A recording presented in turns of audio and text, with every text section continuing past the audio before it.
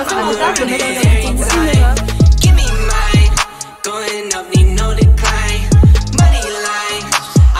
Alors, après le premier dashboard,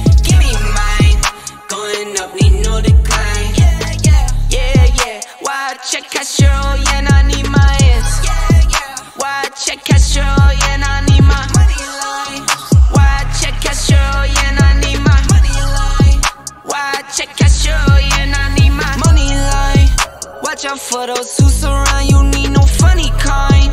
You can't see what's. Ça commence bien. Et c'est quand tu veux. Voilà, je te laisse te présenter peut-être pour commencer. Oui, très bien. Merci Jérémy.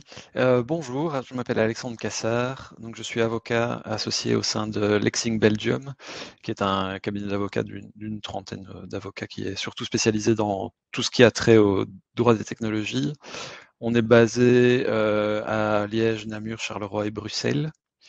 Et moi, j'ai travaillé pendant presque 14 ans à Liège et maintenant, je vous parle des nouveaux bureaux de Charleroi, puisque en tant que carolo, je suis revenu dans mon pays noir natal. Voilà. Je vais partager mon écran. Hop, voici. Jérémy, tu confirmes que tout le monde voit? Tout fonctionne, tout fonctionne. Si vous ne le voyez pas, si vous ne voyez pas l'écran, vous pouvez toujours le mentionner dans le chat. Mais en tout cas, chez moi, c'est reçu 5 sur 5. Parfait, magnifique.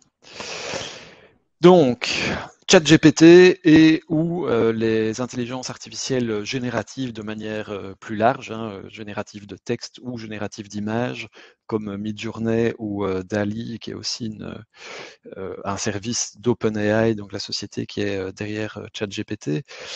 Pour bien comprendre, j'imagine que vous avez tous des profils plus ou moins techniques et que vous avez une compréhension, mais je vais faire un bref point là-dessus parce que c'est important par rapport aux questions juridiques qu'on va se poser par la suite. Ces IA génératives sont basées sur des réseaux neuronaux. Donc, on copie de manière informatique, de manière artificielle, le fonctionnement d'un cerveau humain où des neurones vont transmettre entre eux différents signaux. Et on va entraîner ce système de réseau neuronal sur, ici pour les IA génératives de texte comme ChatGPT, sur des corps de texte qui sont gigantesques. Donc on va mettre vraiment des milliards de mots à disposition de l'outil. Donc l'outil va les transformer en chiffres. C'est ce qu'on appelle le processus de tokenisation pour faire des petits tokens, et va fonctionner en analysant ce qu'on appelle la distance entre deux mots dans un contexte spécifique. C'est quasiment à ce moment-là une sorte d'analyse géométrique où on va voir quel est le vecteur entre deux mots. Et qu'est-ce que ça permet de faire une fois que tout le système a assimilé ces corps de texte gigantesques? Ça permet de prédire de manière statistique le prochain mot le plus probable en fonction des autres éléments du contexte. Et donc, très concrètement, vous avez déjà tous chipoté avec ChatGPT, vous entrez un prompt et le logiciel va vous fournir sur cette base statistique une réponse, et avec un degré de précision qui est quand même assez important et dans un très très large champ, un très très large spectre de possibilités, puisque cet outil permet, moi je l'utilise dans mon métier donc d'avocat, je l'utilise également pour la petite histoire, je fais du jeu de rôle et je fais du jeu de rôle avec mes filles, et donc j'utilise plutôt Midjourney à ce moment-là pour générer des images, pour montrer un petit peu, agrémenter les parties de jeux de rôle avec les filles, mais j'ai déjà également essayé d'utiliser ChatGPT pour générer des idées de personnages ou de contextes, et ma femme qui est médecin, elle l'utilise également parfois pour des présentations médicales. Donc cet outil permet de faire des choses à 365 degrés, c'est assez extraordinaire. Tout ça au départ d'un calcul statistique extrêmement complexe, d'accord, mais un calcul simplement statistique. Il y a dans ChatGPT, en tout cas dans la version commerciale et dans d'autres IA qui ont des versions commerciales, une vérification a posteriori des résultats par des humains avant la mise sur le marché, avec une modification des paramètres, en fait, avec une modification de l'importance du signal qui est accordé par le réseau neuronal. Donc, la vérification humaine va permettre de dire à l'outil, attention, quand tu dis ça, ça ne va pas, tu dois baisser l'importance statistique de ce résultat-là et par contre augmenter l'importance statistique de cet autre résultat, parce que sinon, tu vas inciter des gens à se suicider, tu vas dire des choses qui sont complètement à côté de la plaque, etc. Donc, l'idée, c'est d'avoir ce contrôle, cette vérification a posteriori par l'humain. Donc ça, c'est d'un point de vue technique, les très grandes lignes de l'outil. Quelles sont les problématiques que ça va générer? Et on va en aborder plus en profondeur deux, un lié au droit d'auteur, deux au RGPD, au traitement des données à caractère personnel. C'est qu'on est face à un outil qui n'est pas vraiment intelligent. Ça présente tous les aspects de l'intelligence, c'est absolument bluffant, c'est un texte qui est parfois mieux écrit que certaines productions d'êtres humains, mais c'est issu uniquement par de la génération statistique sur base de certaines données d'entraînement. Donc l'outil ne va pas comprendre les questions, ne va pas comprendre le contexte, ne va pas comprendre l'interaction, il va juste dire, OK, statistiquement, c'est 99,9% que ce soit ce mot-là et pas un autre. Il ne va pas citer ses sources. On n'a pas ou peu, je pense que certains éléments sont accessibles dans la documentation, mais pas tout. On n'a pas d'informations sur les jeux de données d'entraînement de base. Qu'est-ce qui a été mis? Donc il y a certains jeux de données d'entraînement qui sont connus, mais il se dit que ChatGPT, entre guillemets, a été lâché sur les forums de type Reddit, par exemple. On n'a pas d'informations sur comment l'outil va générer le contenu. Comme l'outil ne comprend pas et ne fait pas de vérification et qui fait uniquement une génération statistique, il est possible qu'il génère des hallucinations. Vous avez sans doute vu dans la presse l'histoire de cet avocat américain qui avait préparé toute une plaidoirie en citant des tas de jurisprudence et il s'est avéré au final que ces jurisprudences n'existaient pas parce qu'il a dû avouer piteusement qu'il avait utilisé ChatGPT. Donc ça, c'est par rapport aux problématiques de génération statistique. Puis évidemment, il y a la question des biais humains qui ont été intégrés lors de la conception, lors de l'entraînement, parce que dans le choix, ne fût-ce que dans le choix des jeux de données d'entraînement, et lors de la vérification a posteriori, puisque là, on en voit à nouveau plein d'exemples. On va poser des questions sur Trump ou on va poser la même question sur Joe Biden, par exemple. On va se rendre compte que les réponses ne sont pas les mêmes parce que dans les biais humains de ceux qui ont vérifié, on s'est dit que Trump était les questions liées à Trump étaient beaucoup plus sensibles et que donc on allait descendre ou augmenter en tout cas le seuil de précaution par rapport à certains sujets. Et donc ça reflète un biais humain. Et puis évidemment, et ça on va en reparler parce que tant en droit d'auteur qu'en RGPD, c'est problématique, c'est quand vous fournissez vous-même du contenu à ChatGPT et par la suite aux outils qui sont annoncés et comme s'intégrant par exemple dans Word, dans PowerPoint, etc., que va faire l'intelligence artificielle de ce contenu qui est à vous? Est-ce qu'elle va l'utiliser? Oui, non, dans quelles circonstances? Alors, je vais vous montrer un exemple d'hallucination que j'ai dans ma pratique. Donc, j'utilise ChatGPT pour faire des mind maps de certaines décisions de justice. Donc, vous entrez un prompt. Il faut évidemment que la décision de justice soit soit antérieure à 2021, je crois qu'il y a la date charnière à laquelle ChatGPT a été entraîné. Et vous demandez à ChatGPT de faire un résumé en utilisant la syntaxe Markdown d'une décision de justice. Donc ici, j'avais demandé une décision de la Cour de justice de 2019. Vous utilisez ensuite ce qui a été généré avec un logiciel Xmind, par exemple, ou d'autres, pour générer des mind maps de manière à illustrer ou à faciliter la compréhension, la lecture et la prise de connaissance de décisions. Donc je l'ai fait pour plusieurs décisions, ça marche très bien, vous voyez, c'est quelque chose d'assez clair. Et puis je me suis rendu compte qu'en fait, ChatGPT inventé complètement. Donc il y a certains éléments, si vous regardez en diagonale et que vous connaissez l'arrêt de la Cour de justice, il y a certains éléments où vous vous dites ah oui c'est bon. Et puis en fait le nom des requérants, il a inventé les noms parce qu'ils n'apparaissent pas. Il y a juste les initiales dans la décision de la Cour de justice. Les faits sont pas les bons, la question préjudicielle c'est pas la bonne non plus.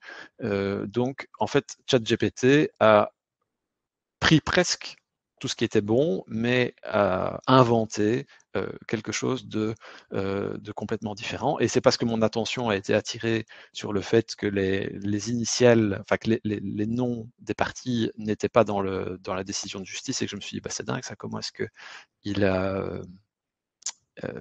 a eu accès à cette information-là, que j'ai vérifié et que je me suis rendu compte qu'en fait, il avait complètement inventé. Donc comme ça, vous voyez une décision, un exemple tout à fait concret.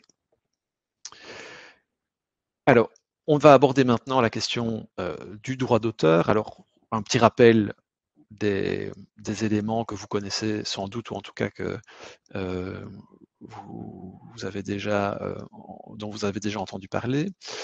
Le droit d'auteur est défini de manière internationale dans différents traités, différentes conventions, et en droit belge est plus spécifiquement défini dans le Code de droit économique, parce que évidemment j'aborde la question sous l'angle du droit belge.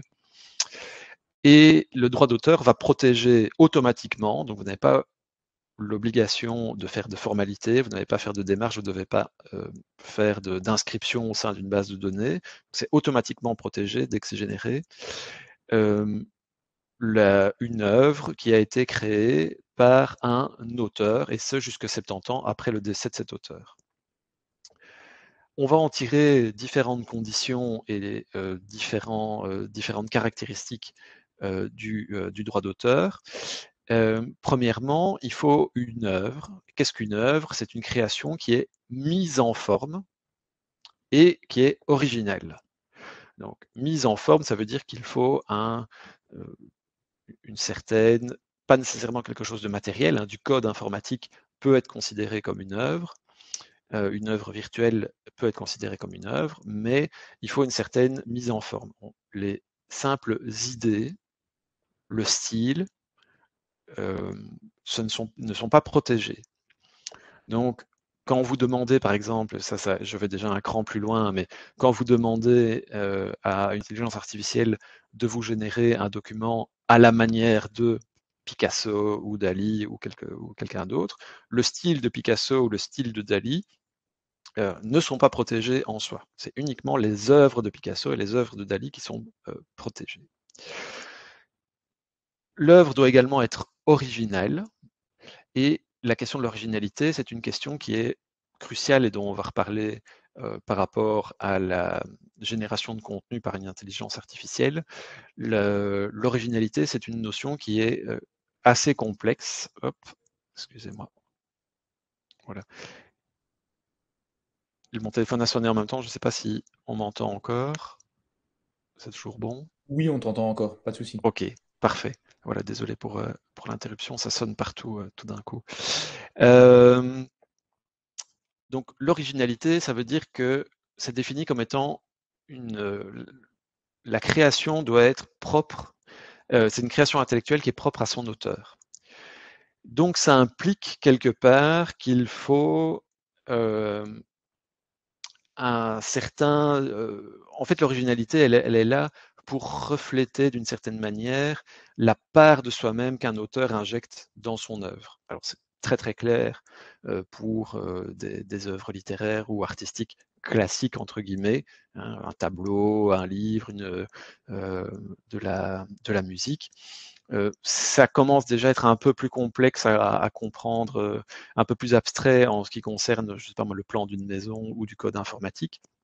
Mais on a quand même toujours cette notion d'originalité, et corollaire et de la loi et de la notion d'originalité, c'est que l'auteur est toujours a priori une personne physique.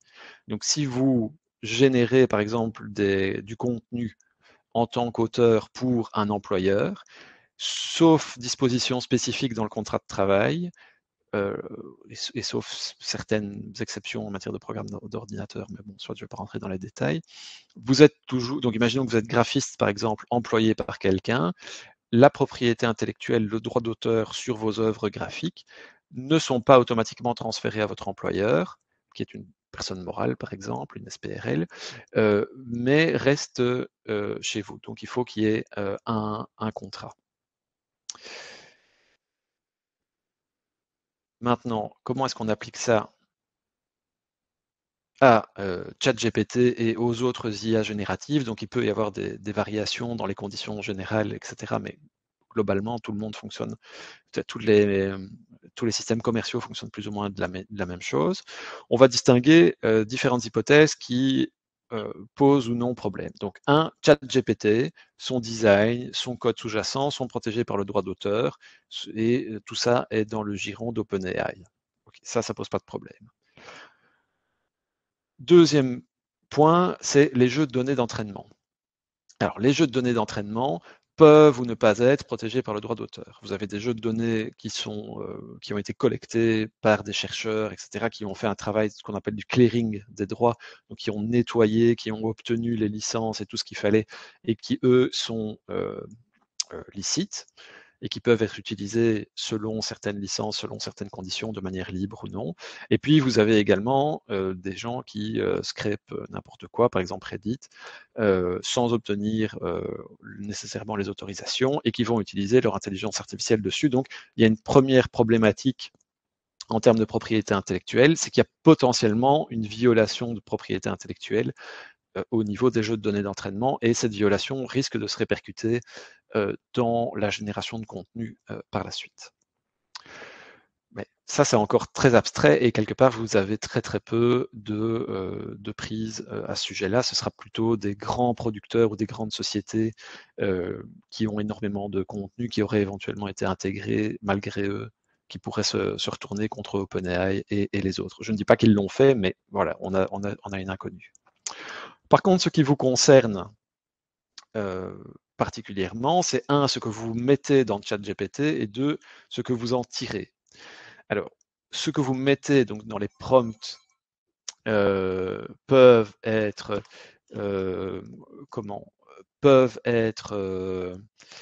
fournis, peuvent être protégés par votre propre droit d'auteur, et si vous le faites, faites attention, parce que vous permettez à OpenAI d'utiliser votre contenu pour fournir son service.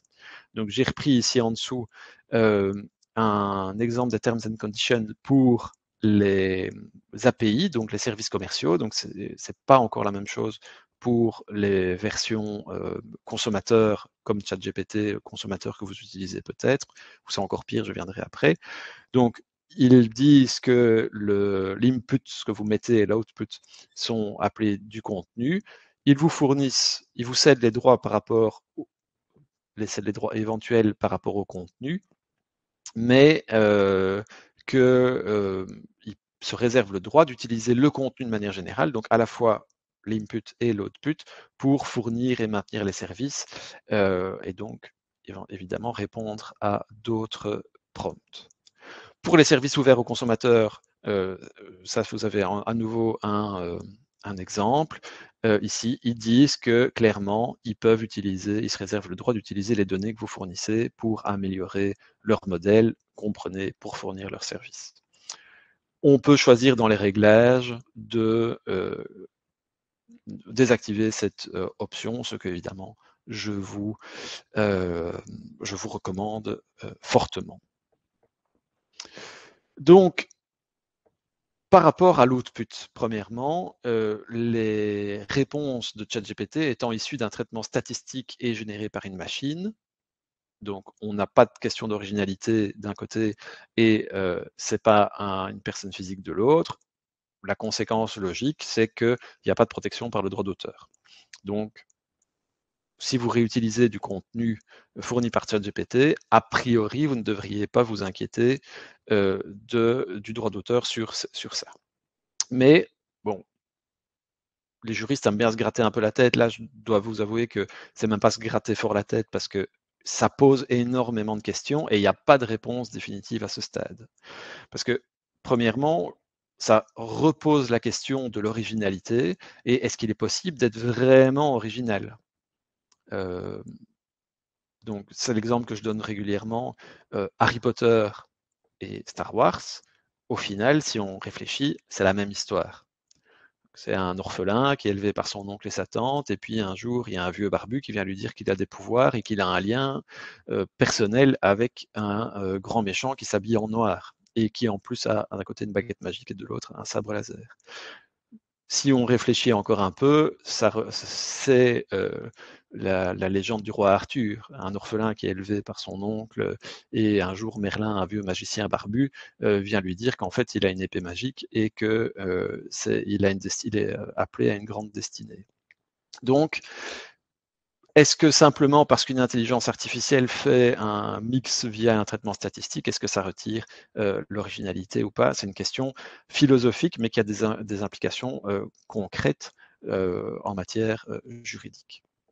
Deuxièmement, est-ce que l'originalité que j'injecte, moi, en faisant un prompt qui soit particulièrement original ou recherché, par exemple, va-t-il déclencher une originalité de la réponse?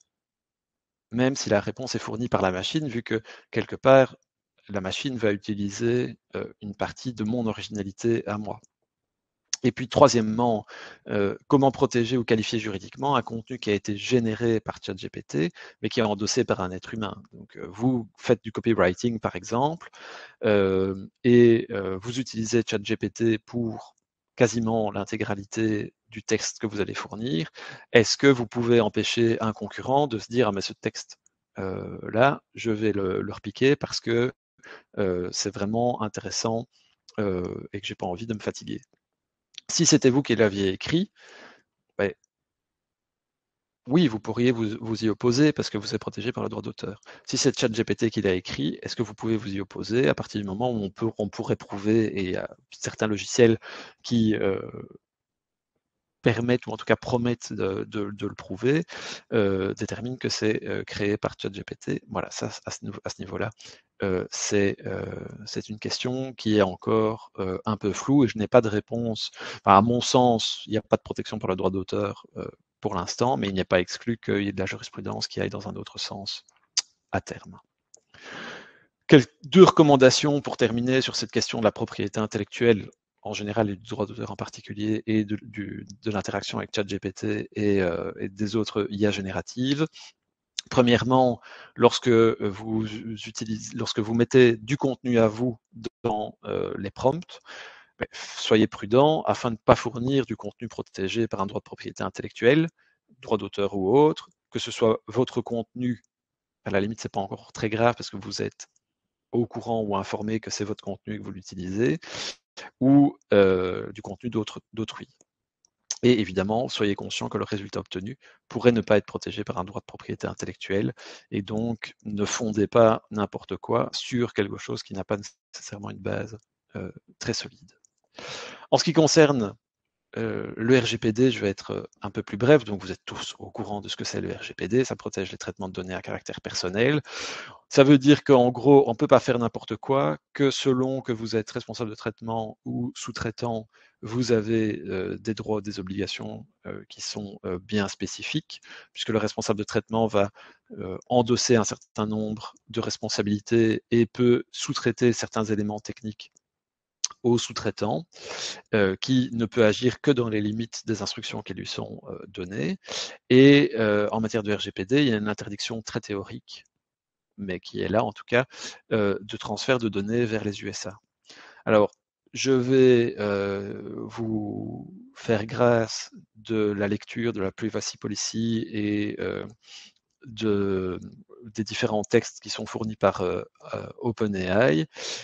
Quelles sont mes conclusions concernant le RGPD et ChatGPT?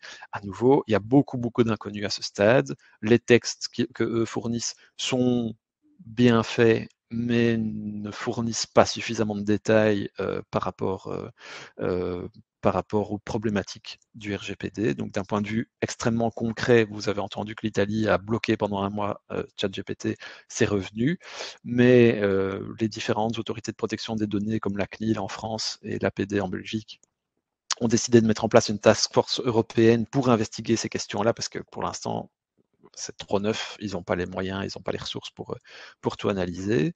Mais ça pose en tout cas de nombreuses problématiques. Un, il y a des transferts potentiels de données à caractère personnel vers les US. Tout le monde le fait, on utilise Teams, etc. Mais théoriquement, c'est interdit. Deux, quand vous mettez dans des prompts des données à caractère personnel, ces données pourraient partir dans la base d'entraînement de ChatGPT, ce qui est très problématique. 3, les textes ne sont pas suffisamment précis par rapport à la qualification et aux différentes obligations des parties. C'est probablement un peu plus précis pour les aspects commerciaux qui utilisent l'API, mais en tout cas, ça ne l'est pas assez pour les aspects consommateurs. Et dernièrement, le RGPD est basé sur une information des personnes concernées par rapport aux finalités. Donc, je sais que je donne mes données à caractère personnel, mais a priori, vous me fournissez en réponse une information sur comment vous allez utiliser mes données à caractère personnel, pourquoi vous allez les utiliser, à qui vous allez les transférer. Avec ChatGPT et les autres outils comme ça, les possibilités sont tellement vastes qu'il est absolument impossible de définir de manière suffisamment précise les finalités. Donc les recommandations rejoignent assez bien ce que je vous ai dit par rapport aux droits d'auteur. Donc, soyez au minimum prudent, au mieux, ne mettez pas de données à caractère personnel lors des prompts, parce que vous allez être considéré comme un responsable de traitement et au final, ChatGPT aura facile de dire, et les gars, c'est vous qui avez mis ça dans ma machine, c'est pas moi, c'est vous qui êtes responsable. Et ensuite, prenez garde à ne pas réutiliser des éventuelles données à caractère personnel fournies par ChatGPT dans les réponses, puisque dans l'exemple que je vous ai montré avec l'analyse de la Cour de justice, ChatGPT n'a pas hésité à générer un nom et un prénom. Alors, est-ce que ce nom et ce prénom sont réels ou pas? Ça, j'en sais rien. Mais en tout cas, ChatGPT n'est pas du tout avare pour lui, c'est juste un mot comme un autre, et donc ils ne vont pas faire la différence en disant ça c'est une donnée à caractère personnel, et donc ne réutilisez pas ces éléments-là. Voilà, j'en termine ici pour rester dans les clous du timing, et je suis à disposition pour les questions. Merci beaucoup, Alex. Super. Bah, écoutez, on va prendre les questions tout de suite. Le temps que les questions arrivent, s'il y en a bien sûr dans le chat. Moi, j'en ai en tout cas. Donc, allez-y, hein. Si vous avez des questions, mettez-les dans le chat. Si vous êtes en mode guest, c'est-à-dire que vous n'êtes pas inscrit sur la plateforme, je pense pas que vous allez avoir accès au chat. Donc, vous pouvez encore vous inscrire sur la plateforme de Marketing Makers pour pouvoir poser les questions dans le chat. Tu as parlé d'un truc, à un moment donné, tu as parlé de l'originalité de quelque chose. Est-ce que quelque chose peut être vraiment original finalement? Et tu as pris l'analogie de Star Wars et Harry Potter, que je pense tout le monde comprend, même si j'ai peine de l'avouer, je n'ai jamais vu Harry Potter, donc je te fais confiance sur l'histoire. Ce que je veux dire, c'est finalement pour l'originalité, c'est une histoire de curseur. C'est très subjectif de dire, bah, tiens, ça ressemble à Harry Potter, ça ressemble à Star Wars. C'est la même chose ou c'est totalement différent. C'est une histoire de curseur. Comment est-ce qu'on, nous, du coup, à notre niveau, comment est-ce qu'on peut mettre ce curseur? C'est très difficile.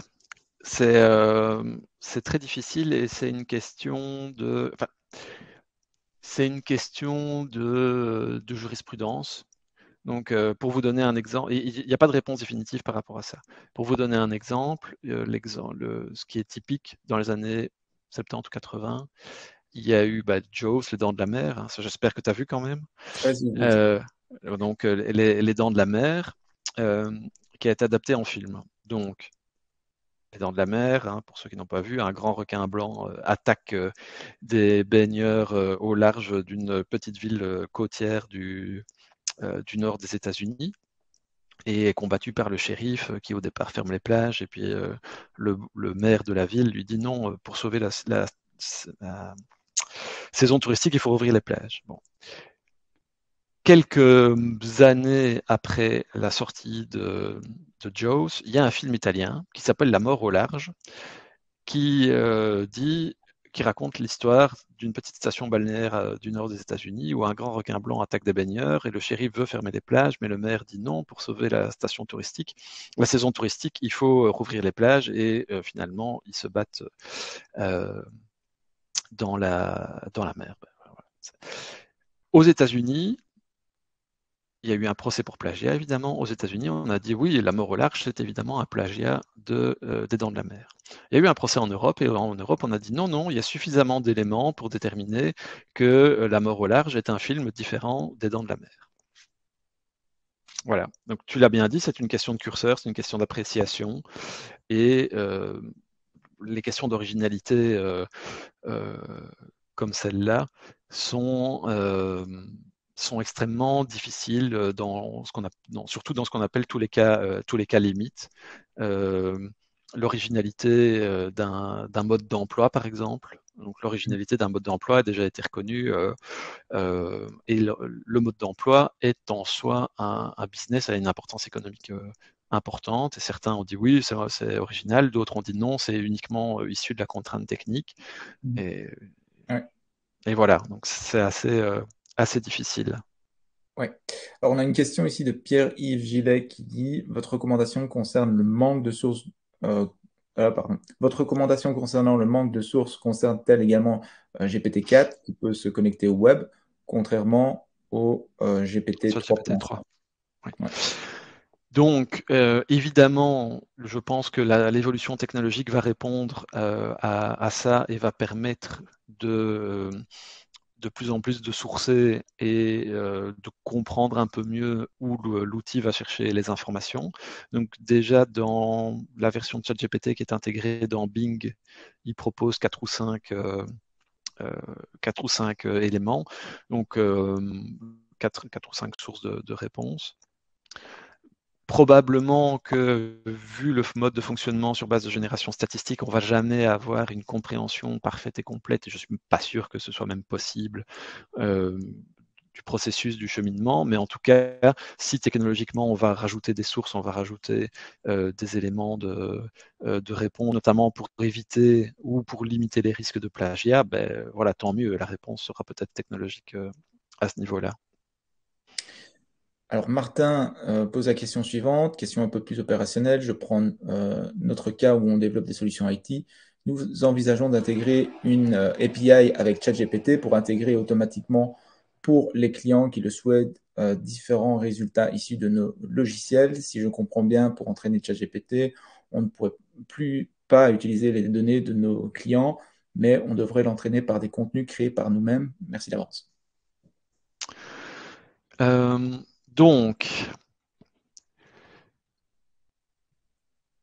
c'est une question qui est un peu compliquée parce que en l'état, si on utilise l'API de ChatGPT, ChatGPT se réserve le droit d'utiliser tous les contenus qui sont fournis. Il n'est pas exclu qu'à terme, il y ait des aménagements différents et que donc il y ait des options, par exemple, où vous pourriez refuser ça. Mais si, par exemple, vos clients signent avec vous une convention de confidentialité, un NDA, et que vous allez prendre les données qui vous sont fournies, qui sont couvertes par ce NDA, et que vous allez les intégrer dans ChatGPT, alors que ChatGPT s'arroge le droit d'intégrer tout et n'importe quoi dans sa base de données d'entraînement, ben vous pourriez vous mettre en défaut. Donc c'est plus une question de vérification par rapport aux obligations contractuelles et aux obligations légales, parce que vous avez quand même des obligations de confidentialité qui peuvent exister, ne fût-ce que sur base de l'exécution de bonne foi des conventions, pour éviter les problématiques. Et donc une manière d'éviter cette problématique-là pourrait être effectivement d'utiliser vos propres contenus pour que vous développeriez sur base éventuellement de l'expérience que vous tireriez des données de vos clients pour éviter de vous mettre en défaut sur cette question-là. Mais en tout cas, moi je serais quand même assez prudent et en allant bien vérifier ce qui est permis, ce qui n'est pas permis, et ce qui est dans les conditions générales d'OpenAI à ce moment-là. Oui.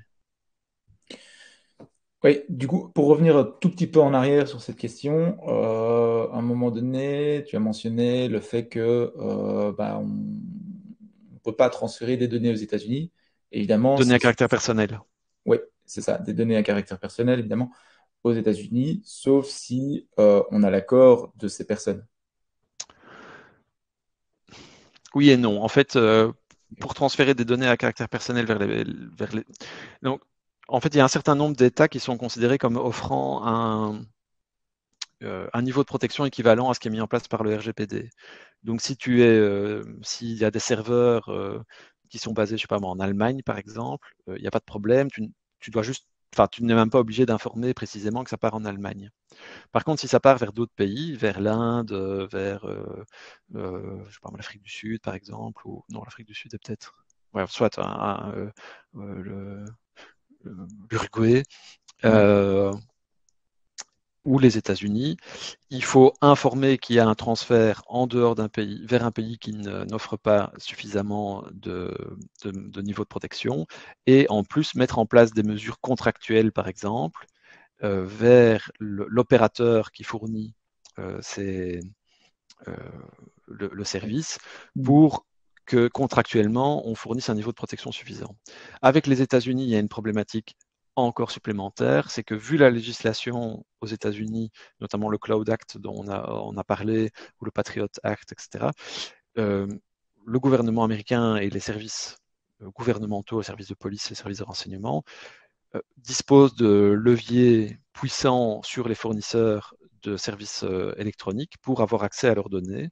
Et la Cour de justice a considéré à plusieurs reprises que de ce simple fait-là, les différents accords qui étaient prévus avec les États-Unis tombaient, et que donc, même avec des accords contractuels, ce ne serait pas suffisant. Et c'est pour ça d'ailleurs que maintenant, tous les grands acteurs américains localisent leur data center en Europe et permettent dans la configuration de dire ce sont des données européennes qui doivent rester en Europe. Et comme ça, ils essayent de minimiser les risques. Ok. Du coup, je reviens à une de tes slides, je pense, où tu disais, attention, si vous l'utilisez comme un particulier, hein, c'est-à-dire comme la plupart des personnes l'utilisent aujourd'hui, j'ai l'impression, c'est-à-dire comme individu, ou même si on travaille pour une entreprise, on va passer par l'interface classique. Est-ce que ça veut dire que si on passe par la partie API, et là je rejoins un petit peu la question, ou je reformule différemment peut-être un peu la question de Martin, si je passe derrière avec un développeur qui va faire une application qui se connecte derrière un ChatGPT pour faire une opération quelconque, est-ce que là, il y a des solutions qui offrent plus de protection? Oui. Donc en fait, il y a une différence dans les documents contractuels proposés par OpenAI entre la version grand public consommateur dont tu parles et la version plus commerciale qui permet de passer par l'API. Donc notamment en ce qui concerne l'API, au niveau de la gestion des données à caractère personnel et donc du respect du RGPD, il y a un formulaire qui peut être rempli pour obtenir un accord de sous-traitance avec OpenAI. Et donc ça balise, enfin c'est censé baliser en tout cas beaucoup plus fort la relation, ce qui n'est pas possible avec la version consommateur ChatGPT, alors qu'en fait avec la version consommateur ChatGPT, on pourrait déjà en avoir une utilisation professionnelle. Donc les deux systèmes sont différents et les cadres contractuels sont différents. Donc à nouveau, il faut regarder au cas par cas qu'est-ce qui est intéressant pour moi selon ce que j'utilise, et sachant que OpenAI dit déjà dans ses documents commerciaux qu'elle n'est pas en mesure de revoir ou d'adopter des documents contractuels qui viennent de la part d'une entreprise. Donc, il ne faut pas penser à aller voir OpenAI en disant signez mon contrat, quoi. Oui, c'est ça. Par contre, ils ont quelque chose de standard à proposer sans doute à tout le monde. C'est ça, oui. Voilà. Okay. Ça, je ne l'ai pas lu, ce truc-là, parce qu'il faut remplir un formulaire pour l'obtenir. Mais Mais j'imagine qu'en tout cas, s'il le propose, c'est que ça balise un peu plus et en tout cas, ça correspond à une des obligations du RGPD d'avoir ce type de document avec son sous-traitant. On est 4 minutes en retard, 5 minutes en retard déjà maintenant, mais je vais quand même lire la question de Didem. Je ne suis pas sûr, Alex, que tu vas pouvoir y répondre, mais bon. Que pensez-vous de l'efficacité de ChatGPT pour le SEO, métadescription d'un site e-commerce? Ça, c'est ton rayon, ça. Voilà.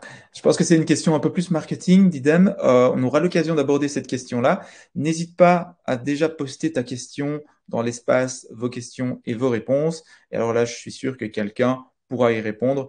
Euh, Peut-être Julie, peut-être quelqu'un qui est expert en SEO dans la communauté pourra répondre à cette question-là. Un grand merci Alex, un grand merci Avec à tous plaisir. d'avoir assisté à ce premier live Marketing Makers. N'hésitez pas à rejoindre la communauté pour échanger sur différents sujets, notamment celui de ChatGPT, notamment celui des questions légales. Voilà, on va en rester là. Comme ça, tu Euh, pourras aller regarder Harry Potter. J'irai voir Harry Potter, voilà, il me reste un peu de temps. Je partagerai le lien du film si vous l'avez jamais vu. Merci à tous et à toutes d'avoir assisté à ce live. On se voit, pour ceux que ça intéresse, on se voit au prochain live. On parlera de copywriting avec ChatGPT et on recevra Carole Dablon pour nous en parler. Voilà, je te remercie encore une fois, Alex. On peut te contacter où si on a besoin? Je suis sur LinkedIn aussi. Sinon, vous pouvez aller voir mon site web lexing.be et j'ai mon adresse email, c'est a.casser@lexing.be. Voilà, Voilà. j'ai vu que tu J'ai avais mis. partagé, j'ai partagé ton LinkedIn. Donc, n'hésitez Ouais, pas à contacter Alex si vous avez besoin de plus de précision. N'hésitez pas non plus à contacter Lexing si besoin. Voilà. merci Merci Jérémy. à tous. Je vous dis à bientôt. Ciao, ciao.